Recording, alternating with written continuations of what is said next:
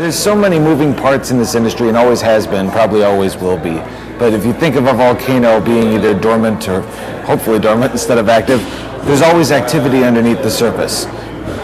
Usually you have to go down really deep to see how much activity there really is, but when you get down to where the activity is, it's huge. And that's what's happening right now in hosting. The world has definitely made it's so interesting to look at what's on top, what we get to see on the web, and all the widgets that we now get to see. But the complexities to deliver the mashups and the different widgets and the new applications are really deep down, and that's the lava that's moving around.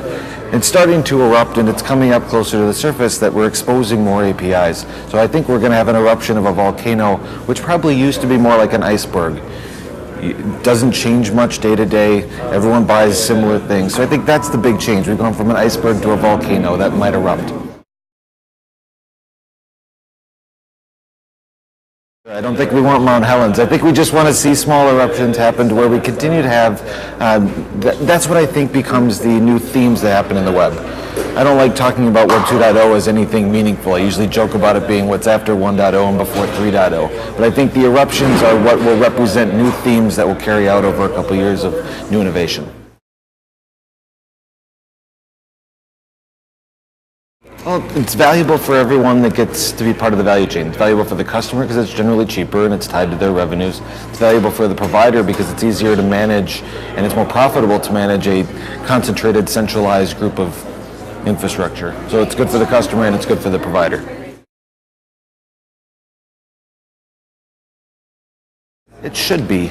And you look at a company like Incra Networks, which ended up going out of business because their product was so successful. They were in the networking layer and provided firewalls and intrusion detection and all that as a by port basis and essentially networking on demand.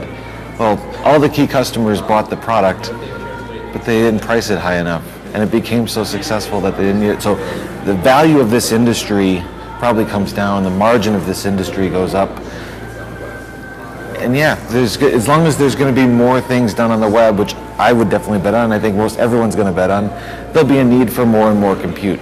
But it doesn't need to be purchased in a big form factor. We all just want to buy it in whatever we need to get by and hopefully scale it up to as big as all of our businesses can become. That's more up to the customers. There's always going to be some customers that are still comfortable buying a particular server that they can go put their arms around and put it in a particular data center that they can visit and go walk around. That customer mindset will change gradually over time.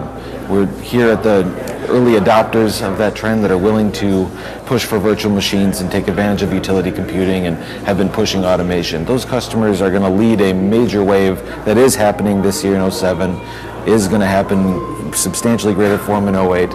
And then we'll probably still 10 years from now be talking about when is grandma and grandpa going to move off of their dedicated server. So I think it'll be a long time before that industry's done, but the big push is happening now. No, I'd sense it is better margin for the provider and a better price point for the customer. Everyone should do it. If someone doesn't think they're appropriate for it, they probably shouldn't be in this business at all.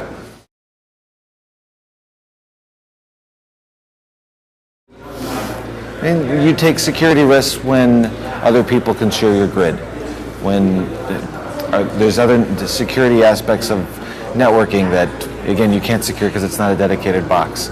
So I'd say at every layer of the stack of the infrastructure, you impose potential weaknesses just because it's not all your own. But the flip side of that is when it's your own, if something breaks, you don't have a failover server unless you paid for that extra full failover server. So there are definitely pros and cons, but I don't know, in my opinion, and I think most, the pros outweigh the cons.